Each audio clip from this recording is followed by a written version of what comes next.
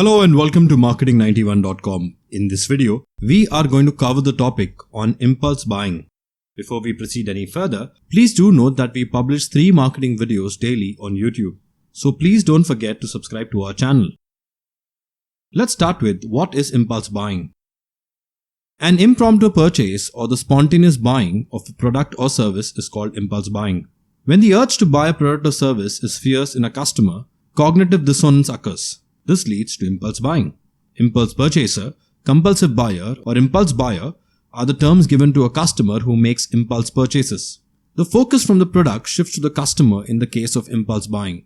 The increase in materialism is associated with the rise in impulse purchases. People tend to make ignorant purchases and splurge due to materialism. Example: supermarkets. Immediate satisfaction is linked to spontaneous shopping urges of users, which is cast in on by retailers and marketeers. A shopper might not particularly be looking at confectionaries in a supermarket. Supermarkets display products like chocolates, mints, gums and candies on their aisles to lure in impulse buyers and their kids to make a purchase which they wouldn't have otherwise. Next, Americans' impulse spending. In Jan 2020, before the pandemic, the average American was found to spend about $155.03 monthly on impulse buys. In a new poll in April during the pandemic, the number jumped to about 18% to about $182.98. Both polls of 2,000 Americans were commissioned by Slick Deals and conducted by one poll. Moving on, what causes impulse buying? Impulse items appeal to the emotional side of consumers. Feelings, attitude, and emotions strongly influence purchase decisions according to research.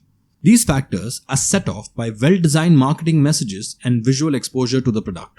The standard models of decision-making in the brain of a customer are disturbed by impulse buying. An illogical instance of self-gratification takes over the rational sequence of customers' actions. Impulse purchases arise as a consequence of desires that need to be fulfilled versus logical principles based on self-control. Moving on to types of impulse buying.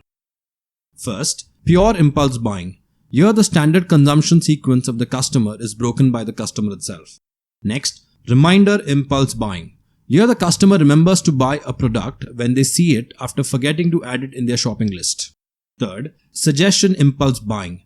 Here, irrespective of being the first encounter with the product, customers persuade themselves that they need it. And finally, planned impulse buying. Here, even though they have an idea of what they need, customers wait for sales and discounts to lure them when they enter a store or a website. Next, impulse buying examples. First, Walmart. Walmart has many strategies for impulse buying. First, illusion of deals. Walmarts tend to avoid the use of whole numbers and list prices just below them to give consumers the illusion of deals. Example, $3.94 in place of $4. Next, creating an experience. The placement of bakeries at the front of Walmart stores makes the entry smell warm and inviting due to the scent of baked goods. According to the American Bakers Association, the smell of baked goods encourages an emotional connection and creates a welcoming shopping environment that helps to boost sales. This is the primary reason that Walmart and so many other grocery stores place the bakery at the front of their stores. Next, placing triggers for impulse buyers. The presence of batteries and toy aisles of Walmart stores trigger impulse purchases. Next, consistent use of signage. The consistent use of price markings and price rollbacks is a clever tactic by Walmart. Because shoppers can easily identify what's on sale, they are more drawn to buy those items on impulse. After all, who wants to miss a bargain? Next, persuade customers to download the app. Retail Life says that non-users spend 40% less than the users of Walmart app. So Walmart benefits from persuading its customers to download the app. Next in line, appropriate music. Walmart plays peaceful and subdued music or top 40 pop hits to create a mood for customers to shop in.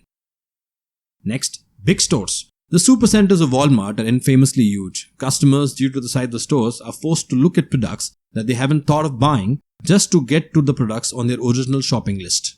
Next, stocking up on impulse buys at noticeable locations. Most retail stores like Walmart hold tabloids, toys and candies near registers. These are tactics used to tempt customers checking out to purchase one last item. Next, pickup service. Walmart now provides a pickup service for customers who do not want to stroll around the shop. Since customers do not have to carry their products around in a cart themselves, they tend to purchase more items. Next, strategically placing items. Walmart strategically places its most well-liked products at the store's back. And finally, shopping carts. It gets easier for consumers to buy more products due to the presence of shopping carts. If it seems like shopping carts these days are bigger than you remember them being when you were a kid, there's a good reason for that. They most certainly are bigger. According to Taste of Home, the average size of shopping cart has tripled in size from what it was in the 1970s. Next example, Ikea. Around 80% of purchases made in Ikea are impulse buys. The impulse is triggered due to the layout of the store that is like a maze and follows the Gruen effect. Layout designers at Ikea lead the consumers as soon as they enter through a set path inside the maze full of products. It is an indirect path leading to the register. Customers tend to contemplate buying various products by the time they reach the product they originally intend to buy.